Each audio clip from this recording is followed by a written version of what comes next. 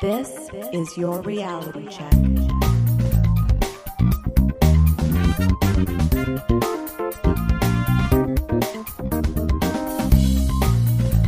Hi everyone, and welcome to The Reality Check, the weekly Canadian show that explores a wide range of controversies and curiosities using science and critical thinking. This is the show for August 6th, 2019, and I'm your host, Darren McKee. With me, as usual, are Adam Gardner. What's up, Cuboids? Christina Roach. Hey everyone. And producer Pat. Hi, checkers. We have a great show for you today. I'm going to discuss Neil deGrasse Tyson and notions of charity. And Adam is going to explore the original colors of the Mona Lisa and ancient statues. That's right. But first, Pat, can hippos swim? It's probably not a surprise that we have social media accounts for the podcast. You can follow us on Instagram, Twitter, and Facebook. We use them to announce when a new show comes out. We use them sometimes to reach out to potential guests, and we post things that we find interesting or funny. Occasionally, we post something that gets some traction and goes a little bit viral, and in the last couple of weeks, that's happened a few times on Facebook. Because of the type of show we are, presumably we have mostly like-minded people following us, so occasionally people also call us out on things we post. I wanted to talk about a couple of those. The first has over 500,000 impressions, and it's a cartoon drawing with the caption, "Homeopathic Firefighter." It shows a smiling firefighter battling what appears to be a raging fire with an eyedropper. Funny stuff, but a few people chimed in that if it was truly homeopathy, then it should be like cures like, and therefore instead of a liquid in his eyedropper, it should be a match or sparks or something like that. I disagree. Yes, it should be one of those things to start with, but we have to remember that true homeopathic preparations are diluted beyond Avogadro's limit, 6.023 times 10 to the power of 23, to where none of the original substance remains, and therefore it would just be water in the eyedropper. I stand by the post. Nice. Now, more likely, I guess it might be something like you take lighter fluid, or something like that, kerosene, you put a drop into something, you shake it, you take a drop out of that, you shake it, you take a drop out of that, you shake it until there's no kerosene left, and you throw that on the fire. Or you drop that on a pill and you toss the pill in the fire, or something like that, if you really want to get pedantic. But I think the drop is defensible, and I agree with yours. The second post, and the thing I really want to talk about, is a picture of a hippopotamus running into water with the caption, "Hippos can run faster than humans on land and swim faster than humans in water, which means the bicycle is your only chance of beating a hippo in a triathlon." Boom! It's good. Kind of funny, and again, this caught people's attention with around 100,000 impressions. It also had a few people commenting that hippos can't swim, which surprised me, and I wondered if it was true. Now, surely it should be easy enough to get an answer to this from a reliable source, right? Uh-oh. Well, this from National Geographic. Quote, "Hippos are graceful in water, good swimmers, and can hold their breath underwater for up to 5 minutes. However, they are often large enough to simply walk or stand on the lake floor." Wikipedia says, "An adult hippo is not a particularly good swimmer, nor can it float. It is rarely found in deep water. When it is, the animal moves by porpoise-like leaps from the bottom." Now this from the San Diego Zoo. "Hippos can't swim. They can't even float. Their bodies are far too dense to float, so they move around by pushing off from the bottom of the river or simply walking along the riverbed in slow motion gallop, lightly touching the bottom with their toes like aquatic ballet dancers." And then this from Live Science. "Though hippos move easily through water, they can't actually swim, according to the San Diego Zoo," quoting from the article I just talked about. "These animals glide through the water by pushing themselves off other objects, and they can stay underwater for up to 5 minutes without coming up for air, according to National Geographic." Quoting the National Geographic article I just read that said hippos are good swimmers. Hilarious. Oh, no. So what is the answer to this? Well, I think everyone is kind of correct, because it depends on what you mean by swimming. Checker Ken, who was one of the people to point out that hippos can't swim, and I got into a bit of a back and forth. When I said it depends on how you define swimming, he wrote, quote, "I say if you can't float, you're not swimming. Of course, my 5-year-old daughter calls clinging to my neck, kicking me in the crotch, and trying to drown me swimming. So who am I to deny the hippos?" That's fair. That's what they do at their swimming lessons for the first few years. Right. So what is the definition of swimming then? Cambridge English Dictionary. To move through water by moving the body or parts of the body. From Merriam-Webster. To propel oneself in water by natural means. Using those definitions, I would say that hippos can swim. Yeah, those definitions, but every sport we've ever watched Well, is there a rule in the Olympics that you're not allowed to walk along the bottom of the pool very fast? I have no idea. You know what? That's a good point. Maybe there isn't a rule. You would just do worse. Well, so Adrienne LaFrance wrote an article in The Atlantic about this very thing.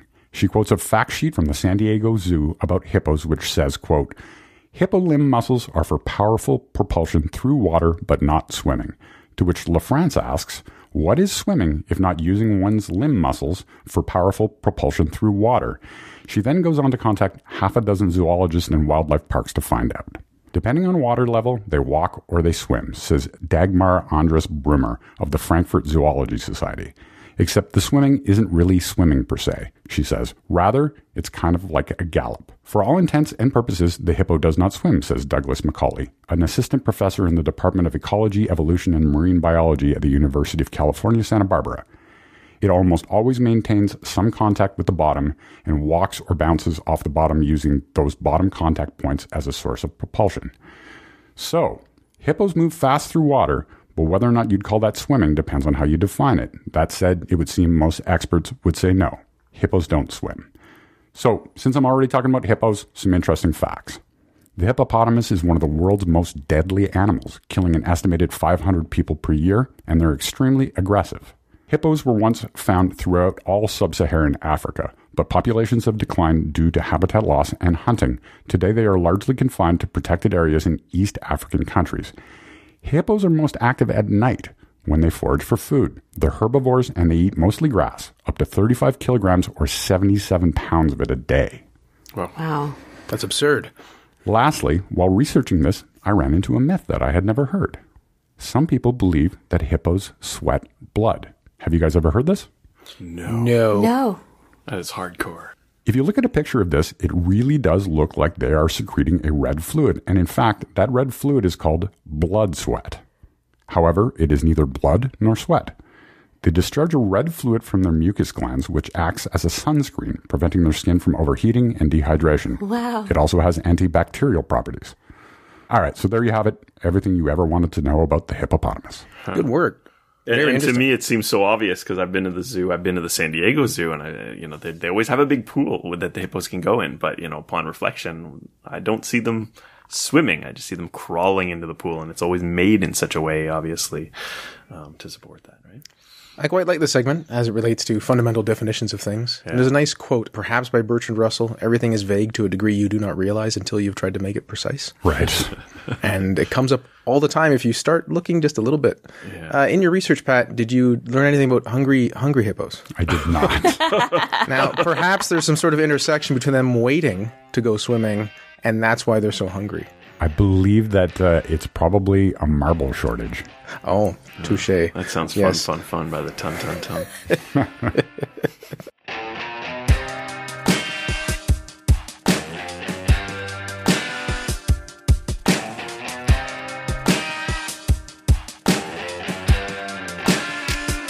And now, Neil deGrasse Tyson and principles of charity. On last week's show, we discussed the controversial Neil deGrasse Tyson tweet. Obviously, Neil heard the show and wanted more coverage, so he upped his game with another controversial tweet. That's exactly what happened. Neil, this tweet is controversial. Hold my beer. Exactly. He's like, I got this. I need the TRC bump. So, good old Neil T.Y. Sun, which I always read as Neil T. Sun, on his Twitter account, on August 4th, around 11 a.m., tweeted, "In the past 48 hours, the USA horrifically lost 34 people to mass shootings." New little paragraph. "On average, across any 48 hours, we also lose 500 to medical errors, 300 to the flu, 250 to suicide, 200 to car accidents, 40 to homicide via handgun. Often our emotions respond more to spectacle than to data." The internet did not like this one bit. No. So says the headlines.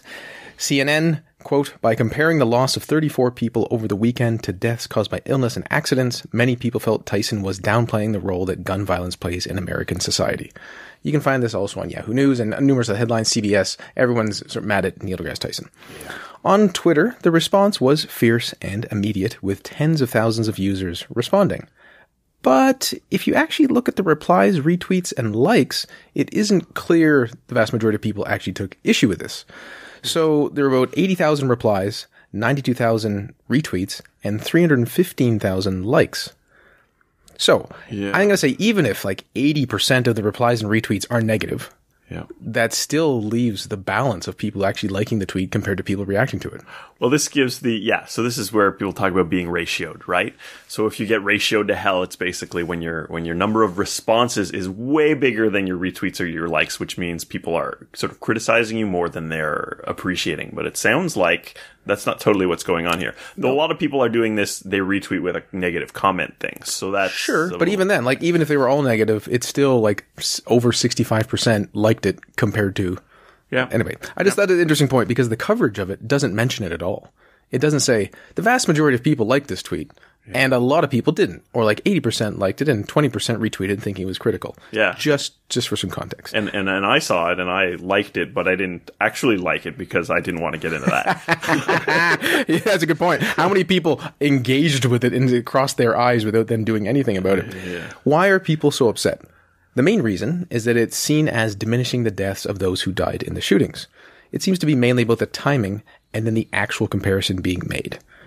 But also, many made the case that society is actively working to reduce deaths in the various areas listed above, which is debatable depending on what we're talking about. And then, of course, the shooting deaths were caused by just one or two people.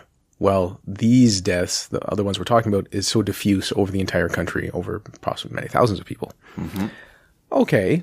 For the listener to think about what they thought about Neil deGrasse Tyson's tweet. The first case. What if we applied the principle of charity? In its best form, what was Neil trying to do? Do we think he is malicious or just obtuse? Depending on your answer to that, it might affect how you criticize him, depending what your goal is in the criticism itself. Sure. Now, we can agree, sometimes people do need an overt shock to realize they have gotten something horribly wrong. But other times, if the reaction is disproportionate, people might shut down. I think most people do not respond that well to overt criticism to change their behavior. In a public setting, yes, he might learn what to do or not do again, but if the average person, if you yell at them, they're, not going to necessarily change their beliefs on something. They may then feel that they shouldn't do something again, but may not change their insides. Sure. Now, was he trying to be critical, or is that just kind of how it came off, right? And there's something else I've been thinking about lately. If someone makes a mistake, are we trying to make Neil a better version of himself, or enjoying righteous anger and criticism? It doesn't have to be a false dichotomy. We can do both, depending on what it is. So that's just some general thoughts I've had about the whole thing. Then, at 1:35 a.m., this is on August 5th, this is about 14 and a half hours after he tweeted the first time. Decent turnaround. Yeah, he tweeted again, linking to a short Facebook post about the reaction he got. And I'm going to read the whole thing. It's about 270 words. Yesterday, a tweet I posted in reaction to the horrific mass shootings in America over the previous 48 hours, killing 34 people, spawned mixed and highly critical responses. If you missed it, I offered a short list of largely preventable causes of death, along with their average 2-day death toll in the United States. They significantly exceeded the death toll from the 2 days of mass shootings, including the number of people, 40, who on average die from handgun homicides every 2 days. I then noted that we tend to react emotionally to spectacular incidents of death, with the implication that more common causes of death trigger milder responses within us. My intent was to offer objectively true information that might help shape conversations and reactions to preventable ways we die. Where I miscalculated was that I genuinely believed the tweet would be helpful to anyone trying to save lives in America. What I learned from the range of reactions is that for many people, some information, my tweet in particular, can be true but unhelpful, especially at a time when many people are either still in shock or trying to heal, or both. So if you were one of those people, I apologize for not knowing in advance what effect my tweet could have on you.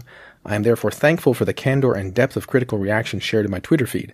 As an educator, I personally value knowing with precision and accuracy what reaction anything I say or write will instill in my audience, and I got this one wrong. Respectfully submitted, Neil deGrasse Tyson. Anyone who spends time reading comments on the internet will not be surprised to know that many people didn't like this apology at all. No. They thought he was tone deaf, which seems to be an odd phrase, but tone deaf. He didn't really apologize. He wasn't sufficiently contrite, and so on.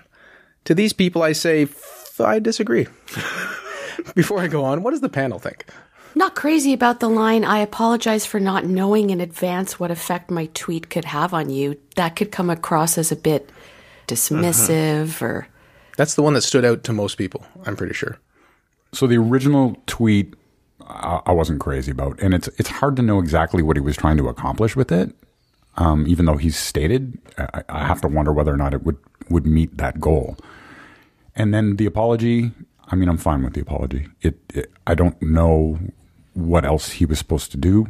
He may not have worded it exactly correctly, but it strikes me as somewhat heartfelt. Yeah, as for the original message, I get where he's coming from, and I think and say similar things about many such issues. I think terrorism, mass shootings, white nationalism are problems, but generally overblown problems because of the media, right? And he's trying to kind of tell people to put it in a context, but people don't react well to it. I think the timing was bad. There's no doubt there. His apology, I thought, was fine. For it to be genuine, he can't just completely go back on everything and say, I was totally wrong to do it. He gave an explanation for why he did it, and I think that was good. This is kind of why people shouldn't read the news. You get a bad impression of it. And I know that people think that what he's doing may inadvertently be causing people sort of not to react. But when you look at the reactions that have been going on for the past couple of days, people are really in a state of mind where they think the world is terrible and that this is a huge, massive daily problem. People are talking about how they fear for their lives when they go out in public because they think they're going to be victims of mass shootings. People are so convinced that we're living in this cesspool. There's the whole things are getting better thing, which is kind of separate. Obviously mass shootings are maybe separate from that, but they're a minor issue, and that's all he's trying to get to, which I don't think is bad, but no question it was insensitive.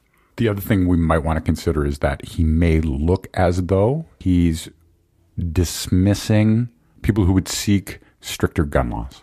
That certainly came up in the various comments that I read, which, as you can imagine, span the range of, thank you, Neil, what you said was correct. The first tweet, to the second time, great apology. And then he showed humility. What do you people want? Learn on what an apology is for. And there's so much criticism about it. And then it links to something else, and then something else. And as Adam said, someone has a pet issue or pet concern, and it links to their entire worldview.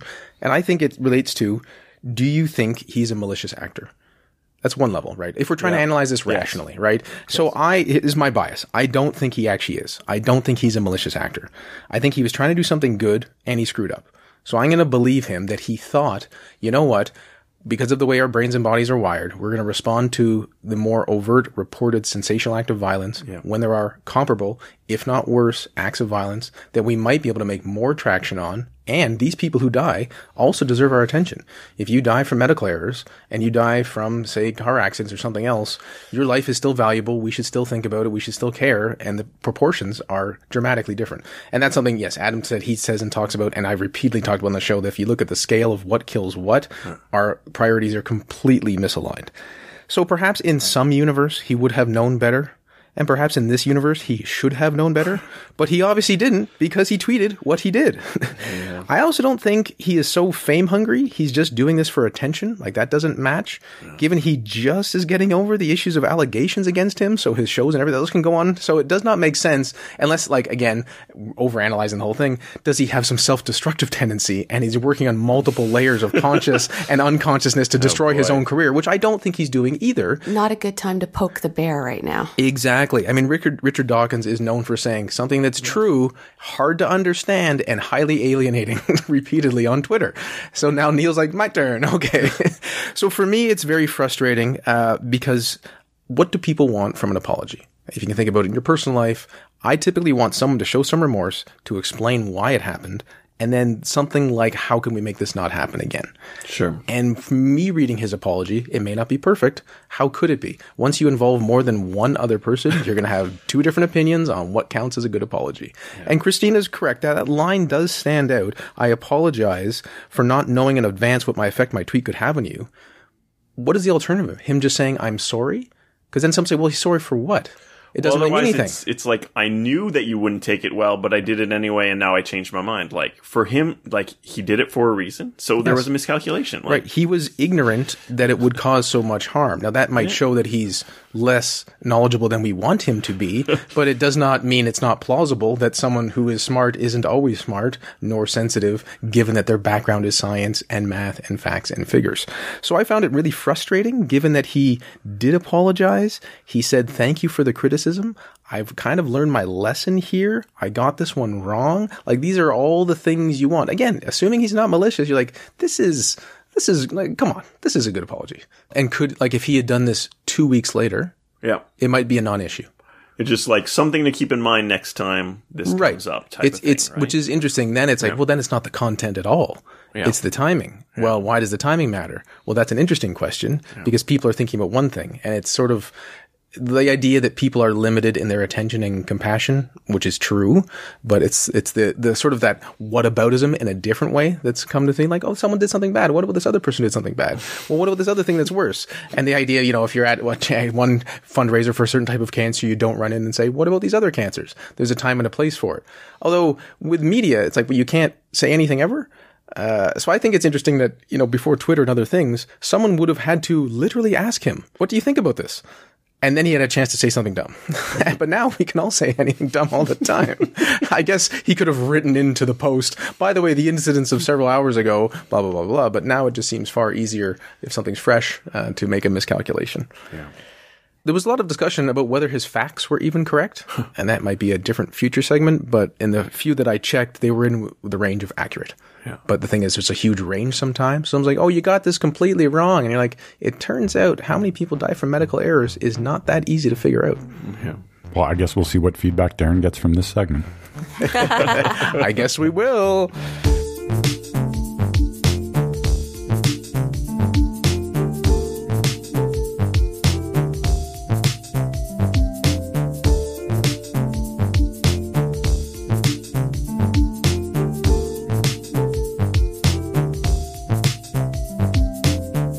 Adam, when we think of great works of art like the Mona Lisa or ancient statues, were the original colors different than we might imagine? I think they were, Darren. Let me tease that apart for you. Now, a couple weeks ago, I visited the Canadian Science and Technology Museum here in Ottawa, where they had a special exhibit titled Leonardo da Vinci, 500 Years of Genius. A large part of the exhibit focused on the Mona Lisa, and more specifically, did detailed analysis to determine what the painting originally looked like. I suppose I hadn't given it much thought. But what we see today is something which has changed considerably over the past 500 years. It's quite a bit of time. Question to the panel. Have any of you seen the Mona Lisa in person? It's currently in the Louvre in Paris, where it's been since 1797. So I believe that was before any of you were born. That is correct, and I have seen it. Me too. As have I. Oh, wow. So it's just me that hasn't seen it. Okay, I'm glad I'm doing this segment then. Should we describe it to you? So I may be putting the three of you on the spot here, but do you recall what the sky looked like? What color was it? Oh, I'm picturing like a beigeish, but I really have no idea. Okay. The entire, if I'm just picturing it in my brain, I see a lot of shades of brown and beigey. Yeah, because there's two angular hills on either side, and I don't recall a blue sky in the middle. Yeah, okay. I don't recall at all. Okay. Now, basically, the Mona Lisa as we see it today, and as it is usually portrayed in images of it or copies, has a somewhat monochrome yellow-skinned Mona Lisa wearing greenish-brown clothes, with a background of brown ground, somewhat blue water, and a green sky. In short, it would almost seem that the Mona Lisa was made on an original Nintendo Game Boy, though with a much better resolution, but this is actually, of course, not the case. They did not exist 500 years ago. Spoiler alert. So what if I told you that the Mona Lisa's original colors were quite different, including pinkish beige skin and a bright blue sky? Well, how could we even tell that, and what would be the cause of the change in color? Now, work was done by Lumiere Technology, a Paris-based startup who offer similar services to museums across the world. Multispectral photography was done of the Mona Lisa by Pascal Coté, which helped with this process. Basically, a protective varnish covers the painting's surface. Over time, this varnish has aged and become tinted, which significantly warps the colors of the Mona Lisa. Removing the varnish would be dangerous because it would involve touching the surface of the painting, which could damage it. So you take off the varnish, but there's no way to just touch the varnish without touching the good stuff underneath. So what is one to do? Now, the solution involved virtually aging varnish. Now, the process started out with a series of colored stripes, baselines for potential original colors, using pigments used in 16th century Italy. A strip of varnish was placed over these stripes and then artificially aged using ultraviolet light. What this produced was samples of what those original colors would look like after 500 years. A spectral analysis of the colors in those stripes was compared to what we currently see in the Mona Lisa from this high-quality photograph. And then we can match the current Mona Lisa's colors to a color in the artificially aged sample, and you can infer what that original color might have been. With enough reference points for colors, we can reconstruct the original color of the painting. Does that sound definitive? Well, there's a bit more to the process, and I read the paper about it, and I started to get a little lost in the technical detail. There was a lot of recreation of what is thought to be the original pigments, and then spectral analysis and comparison to get a baseline. There was also varying levels of varnish on different parts of the painting, so that got a little detailed, and they went into some processes to try to compensate for that. Now, the result is pretty impressive, though one must keep in mind that Lumiere Technology is trying to sell this process, so they may be trying to oversell the results. All considered, the process seems evidence-based and the results fit with what we should expect such a painting to have looked like back in the day. And this is a published paper detailing the method. This was a high-quality painting, which was not intentionally made to look yellowed with a green sky. Lapis lazuli, which was used to paint the sky, is a blue pigment. Leonardo da Vinci had a lot of it. This is not a greenish-yellow pigment, so we know that the colors we see aren't what they used to be, and the results of this analysis look great. Seems convincing to me. Other secrets were revealed in lower layers of the painting, including many draft sketches of the Mona Lisa and elements not in the final painting, such as a crown or tiara with pearls, and even a different person's face at some point. And because of the way they used certain kinds of light, they were able to penetrate the surface layer. It was pretty impressive. Now, this doesn't really have any bearing on what the painting would have originally looked like, but it made for some interesting stuff to talk about at the exhibit. Now, this makes me wonder what so many other works of art might have looked like before they aged over these many years. Such a well-known painting can have changed so much. Lesser-known works surely have as well. And this reminds me of a point I'd been considering mentioning on the show, and this seems like as good a time as any to get into that. Ancient Greek and Roman statues, generally depicted as being monochrome or white, often had color paint on them, which has long since faded. Archaeologists have seen hints of these colors before, usually finding small bits of remaining color on otherwise mostly white statues. No one removed this paint intentionally, but the statues have become weathered over time. That's really fascinating to me because that's not something that I knew ahead of this. No. When I first saw this and I saw pictures of it, it was just like, what's going on? It blew my mind, and they were so tacky. Yes, exactly. So similar to what was done with the Mona Lisa, this involved a more thorough spectral analysis than what we're usually doing with our eyes because we don't see those colors. Now, this includes X-ray fluorescence, infrared spectroscopy, and ultraviolet analysis. So basically, you can see things a little bit below the surface, and you can see what those pigments would have been. So you can check out the link in the show notes at trcpodcast.com, and you'll see what many of these statues originally looked like. It seems very odd to see these ancient statues in color. We don't see almost any statues in color these days, even like, bronze statues and copper statues and stuff like that. Now, they look somewhat cheap and tacky because I'm just so used to seeing them with the paint removed. I'm used to seeing them so much differently. To the contrary, however, artists of the time considered bare statues ugly and unsightly. Slaves wore undyed, unbleached cloth, which was sort of a tan color. Well-off people wore less expensive colors, and wealthy people wore royal colors, so bright colors. A brightly colored statue using expensive dye was a status symbol. In 2019, paint and dyes are so inexpensive that it's hard to imagine what it was like back in the day. So if I had a statue, I could very easily go to Home Depot and get some cheap paint and just slap it on. But that's not really a big status symbol for me. I don't think they were probably painting those statues with a foam roller, though. That's true. It is something I appreciate, just the nature of how much color is and how available it is. If you go to buy a shirt, Old Navy, The Gap, you're like, oh, I have 15 colors to choose from. Yes. When if you just think back, like, how do you make something red? Like, what? How does that? What? Magic? I walk in and they're like, you don't have a lot of money. Here's burlap. I'm like, okay, thank you. Now, this made me think about Michelangelo's David, which I had the privilege of seeing while in Florence a few years back. The statue is white, and so I wondered if it too had faded over time. Now, David dates from around 1501 to 1504, around the same time as the Mona Lisa. So it is much more recent than the Greek and Roman statues, and, it's been well maintained since then. It was originally white and did not have any pigments. It was never painted. Now, to understand why this might be, we need to consider a bit of art history. It's been a while since I studied art in high school, but let me try to break this one down a bit. Michelangelo, like Leonardo da Vinci, was an Italian Renaissance artist. A Renaissance, or Renaissance is the French word for rebirth, and this is a period of interest in classical antiquity, where these now bleached color statues originated. But these recreations emulated a simple aesthetic, which was not actually reflective of what those works of art actually looked like. Though even 500 years ago, this was a millennium and a half, almost 2 millennia earlier, these statues were already faded. Had Michelangelo known that statues from the antiquity were painted, would he have slapped some skin-colored paint all over David? Maybe he could have taken some time to think about what color would David's skin have been if he was actually, from the Old Testament and where that took place in the Middle East and things like that.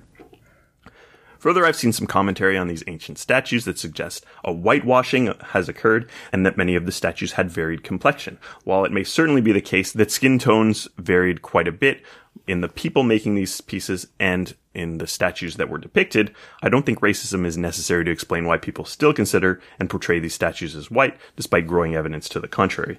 White people aren't white like eggshells, after all. It's a different kind of white. Now, it is hard to see any diversity in a statue which has no remaining color, so more information is always better, and this is why it's always nice to try to recreate these with the information seen in what's actually in the statue and not just say, okay, well, these had color, let's just paint them all kind of a light beige, right? But just like the Mona Lisa won't be painted over with the original colors anytime soon, I would not expect to see any valuable and fragile statues be painted over anytime soon as well. Still, it would provide some important context for exhibits featuring these items to include some painted over recreations or at least some modified photographs to show what they might have looked like originally back in the day. Vinzenz Brinkmann and Ulrich Koch Brinkmann spent the last 20 years determining the colors of such statues and have been featuring such recreations in museum exhibits since 2003. So some people are doing this work, and that's great. And color sure doesn't seem to last. Luckily, these days we do have archivists who are able to preserve things a bit better, but I'm reminded of a lesson I learned from Death's End, the third of the Remembrance of Earth's Past trilogy, the first of which being the three-body problem. I have no idea what you just said, Adam. Oh, It's a great sci-fi trilogy. Highly recommended. Yes, Okay. very much. The best way to store information, which will endure over time, is to carve words in stone. Now, some things to keep in mind the next time you're enjoying a statue or painting, or even a page from a newspaper that may have faded over the years. What did this thing look like originally?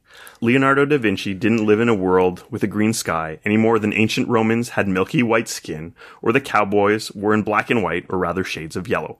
Our world has always been made up of vibrant colors, and humans have generally been able to appreciate it trichromatically. Artifacts from older times don't always make this evident. It's also interesting to think, like, if we had seen the original colors our entire lives and then had the contrast of without the color, would that be less appealing? Because right now, going the other way, it's not appealing. It could be totally different. Like, if artists during the Renaissance had full knowledge of those colors and appreciated that original aesthetic, might they have used color in their statues? And then would newer statues that are made these days also have color? All sorts of things could have changed. But, is this all a weird artifact, or is it sort of, does it all come down to this simplicity that we like in some of our art? I don't know. That's just led me to the next thought. Is black and white seen a certain way just because black and white film and photography existed before color did in its popular sense? Mm-hmm. That if you just started with color and then you try to move to black and white, you're like, why are you removing all the color? They would be like, oh, but it looks classical and artistic. Like, yeah. Well, maybe it wouldn't. Yeah. Thanks, Adam. And thanks for joining us once again, listeners. And I say that in every show, but we really mean it. We recently hit 4 million total downloads. And of course, that wouldn't be possible without you. Mm-hmm. So thank you so much for supporting us and listening to us over all these years. And we hope we just keep bringing you good content, so you'll keep listening. Today, we covered whether hippos can swim. And the answer is no, unless you believe swimming something different, then the answer is yes. So hippos can or can't swim. Neil deGrasse Tyson is or is not apologetic. And things are or are not colored. Another good reality check clearing things up. Until next time, think better to act better. Peace out, cuboids. Stay classy, not smart-assy. We'll talk to you next week, everyone. For show notes or to discuss this episode, visit our Facebook page and website at trcpodcast.com. For general inquiries or to send a topic or parody suggestion, email info@trcpodcast.com. Help support the show by leaving a review on iTunes and liking us on Facebook. Follow us on Twitter at @TRC_podcast.